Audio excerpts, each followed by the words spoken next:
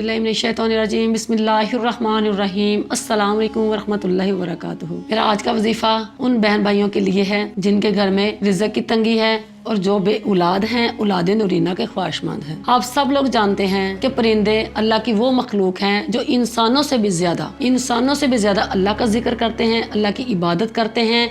उनकी दुआ बहुत जल्द कबूल होती है और ना तो वो झूठ बोलते हैं, ना वो रिज़्क़ की ज़ख़ीरा अंदोज़ी करते हैं, ना किसी की बुराई करते हैं। बहुत मासूम परिंदे हैं, उनको खाना खिलाएं, इंशाअल्लाह आपकी हर दुआ कबूल होगी।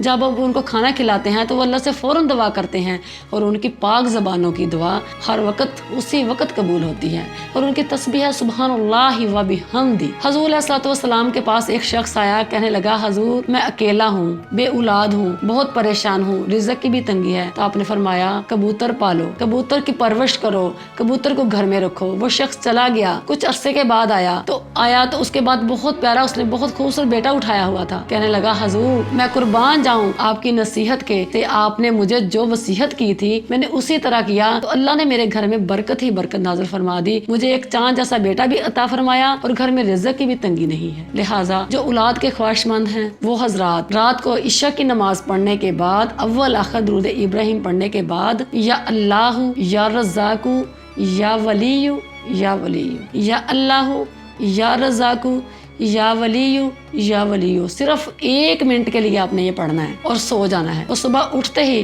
कबूतर को खाना डालना है और पानी डालना है। अगर कबूतर को नहीं डाल सकते तो किसी और परिंदों को भी डाल सकते हैं, जहाँ बहुत सारे परिंदे हों। तो ये पढ़ के आप उनको रिज़्क़ डाल दें, दाना डाल दें, जो भी वो खाते हैं। सुबह के टाइम भूखे होते हैं परिंदे, तो इंशाल्लाह वो आपके लिए दुआ करेंगे। जब आपके लिए वो हाथ उठाकर दुआ करेंगे तो आपकी दुआ बहुत जल्द कबूल होगी। और कबूतर अल्लाह का लाडला और महबूब परिंदा है, ज़रूर इसको खाना खिलाएं और इससे दुआ लें, उसकी दुआओं में शामिल हो जाएं।